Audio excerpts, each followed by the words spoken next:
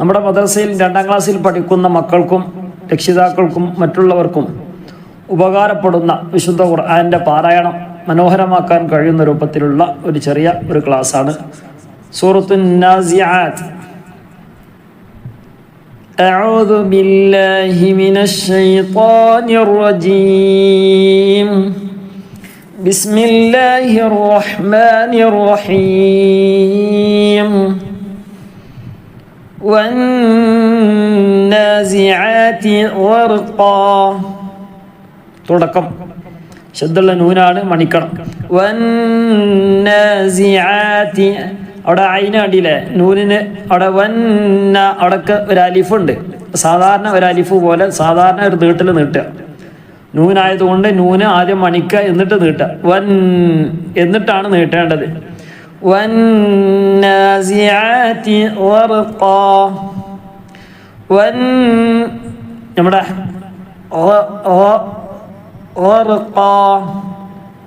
ഹൽഖ്, തൊണ്ടയുടെ മക്കളെ കഴുത്തിൻ്റെ മുകൾ ഭാഗത്ത് നിന്നാണ് വരുന്നത്. നാവ് കൊണ്ടല്ല, നാവ് കൊണ്ട് പറയേണ്ട ആവശ്യമില്ല. തൊണ്ടയുടെ മുകൾ ഭാഗത്ത് നിന്ന് ഗൈരിൽ മഗ്ളൂബി അലൈഹിം എന്നൊക്കെ പറയല്ലോ. വന്നാശിത്താതി നശ്താ, അവിടെയും അതുപോലെ തന്നെ വന്നാശിത്താതി നശ്താ. കൂടുതൽ വിശദീകരിച്ച് പറയുന്നില്ല. ഇൻഷാ അല്ലാഹ് പഠിക്കാൻ താല്പര്യമുള്ളവർക്ക് എന്ത് ചെയ്യുക, നമ്മുടെ ചാനൽ ഫോളോ ചെയ്യുക. സാധാരണക്കാരായ ആളുകൾക്ക് പഠിക്കാൻ പറ്റിയ ക്ലാസ്സുകളൊക്കെ ഉണ്ട് ഇൻഷാ അല്ലാഹ്. വന്നാശിത്താതി നശ്താ വസ്സാബിഹാതി സബ്ഹാ. പ്രത്യേകിച്ച് 2ാം ക്ലാസ്സിലെ മക്കളാകുമ്പോൾ കൂട്ടിവായന എങ്ങനെയാണ് എന്നുള്ളതാണ് പ്രത്യേകമായിട്ട് നമ്മൾ മക്കൾ പഠിക്കേണ്ടതും മക്കൾക്ക് പറഞ്ഞു കൊടുക്കേണ്ടതൊക്കെ. അപ്പോൾ ആ ഒരു കൂട്ടിവായന അത് ഇങ്ങനെ ക്ലിയറായി പോകുന്നുണ്ടോ എന്നുള്ളത് നമ്മൾ എന്ത് ചെയ്യുക, ശ്രദ്ധിക്കുക. അപ്പോൾ അതിന് പറ്റിയ കാര്യങ്ങളൊക്കെ നമ്മൾ എന്ത് ചെയ്യുക, പറഞ്ഞു കൊടുക്കുക. ഫസ്സാബിഖാതി സബ്ഖാ. ഫ എന്ന് വായിക്കാൻ പറ്റില്ല, കാരണം ഫ കഴിഞ്ഞിട്ട് ഒരു അലിഫാണ് അല്ലേ, ഹംസത്തുൽ വസ്ൽ എന്ന് പറയും. ആ ചിഹ്നമുള്ള ഒരു അലിഫ് അത് എന്ത് ചെയ്യും, കൂട്ടി വായിക്കുമ്പോൾ അത് പറയില്ല. അത് എന്ത് ചെയ്യണ്ട, നോക്കേണ്ടതില്ല, പരിഗണിക്കേണ്ടതില്ല, അത് ഉച്ചരിക്കേണ്ടതില്ല. അപ്പോൾ അടുത്ത അക്ഷരം നോക്കുക. ഫ കഴിഞ്ഞിട്ട് അടുത്ത അക്ഷരം ഏതാ മക്കളെ? സ എന്നുള്ളതാണ്. ഫസ്സാബിഖാതി. അവിടെയൊക്കെ ഒരു അലിഫുണ്ട്, അത് നമ്മൾ ശ്രദ്ധിക്കണം. കുട്ടികൾക്ക് പറഞ്ഞു കൊടുക്കണം, ഇടയ്ക്കിടയ്ക്ക് ഇങ്ങനെ ഓർമ്മപ്പെടുത്തി കൊടുക്കണം. അത് തിരിഞ്ഞ കുട്ടികൾക്ക് പ്രയാസം ഉണ്ടാവില്ല, അല്ലാത്ത കുട്ടികൾക്ക് എന്ത് ചെയ്യണം, അങ്ങനെ ഒന്നിങ്ങനെ പറഞ്ഞു കൊടുക്കണം. അതൊരു അലിഫാണ്, നീട്ടാനുള്ളതാണ്. എന്ന് പറഞ്ഞു കൊടുക്കണം. ഫസ്സാബിഖാതി സബ്ഖാ ഫൽമുദബ്ബിറാതി അംറാ. ഇവിടൊക്കെ എന്താണ്? അംറാ.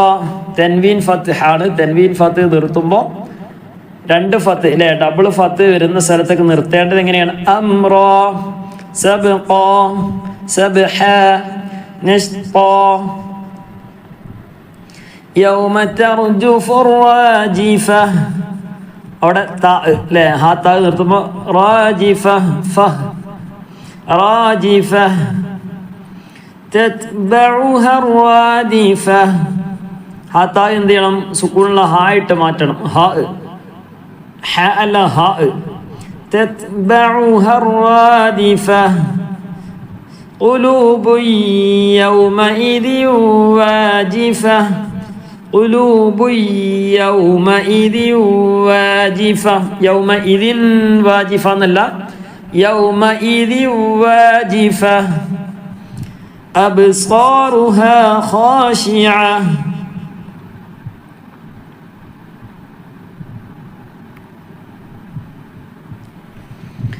يقولون أئنا لمردودون في الحافرة. لمردودون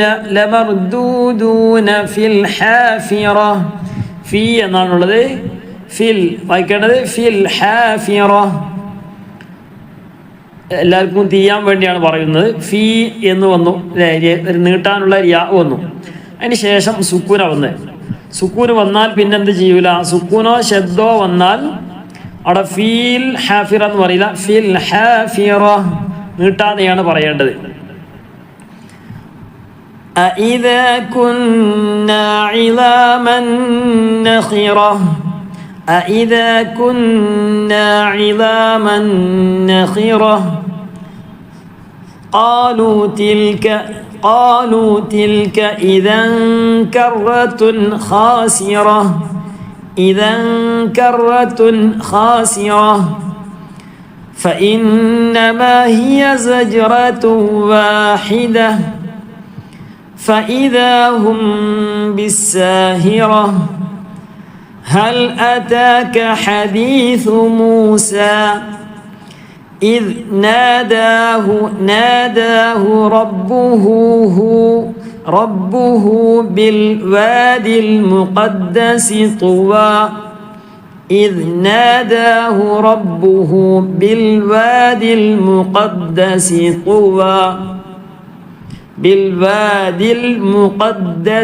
طوى ഇദ്ഹബ് ഈ എന്നാ വായിക്കേണ്ടത്. തുടക്കത്തിൽ ഇവിടെ ഈ എന്നാണ് വായിക്കേണ്ടത്. ഇദ്ഹബ് ഇലാ ഫിർഔന, ഫിർ എന്നല്ല ഫിർഔന ഇന്നഹു തഗാ فقل هل لك إلى أن تزكى وأهديك إلى ربك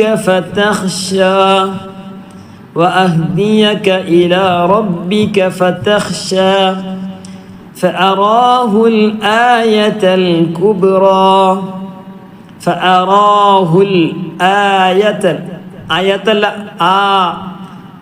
കഴിഞ്ഞതിന് ശേഷം ഒരു അലിഫുണ്ട്. ആയത്തൽ കുബ്റ فكذب وعصى ثم أدبر يسعى فحشر فنادى فقال أنا ഇത് വായിക്കരുത്. فقال أنا റബ്ബുക്കുമുൽ മു കഴിഞ്ഞിട്ട് അലിഫുണ്ട് അല്ലേ, ഹംസത്തുൽ വസിലാണ്. അത് നീല കൂട്ടി വായിക്കൂല, കൂട്ടി വായിക്കുമ്പോൾ അത് പറയൂല. പിന്നെ അടുത്ത അക്ഷരം ലാമാണ്, ലാമിന് സുക്കൂനാണ്. റബ്ബുകുമുൽ അഅ്ലാ فأخذه الله نكال الآخرة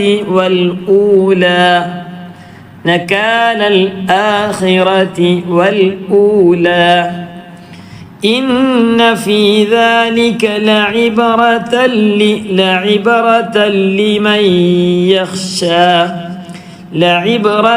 لمن يخشى أأنتم أشد خلقا أم السماء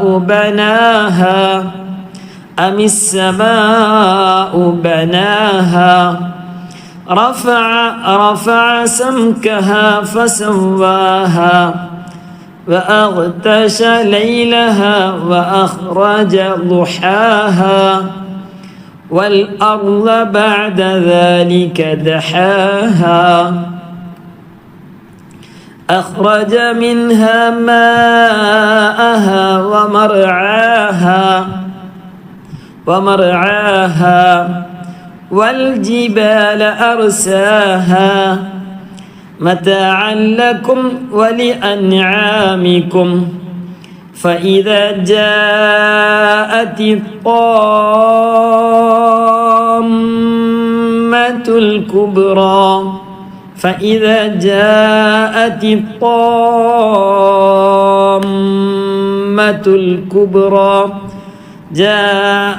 لا അവിടെ നീട്ടണം. അതിലേറെ നീട്ടം പ്രത്യേകം ശ്രദ്ധിക്കേണ്ടത്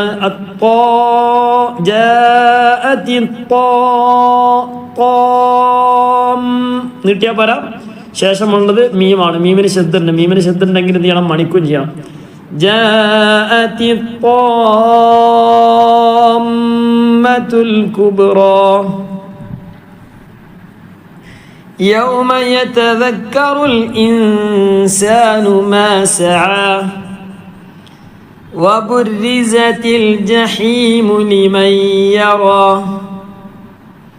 فأما من طغى وآثر الحياة الدنيا فإن الجحيم هي المأوى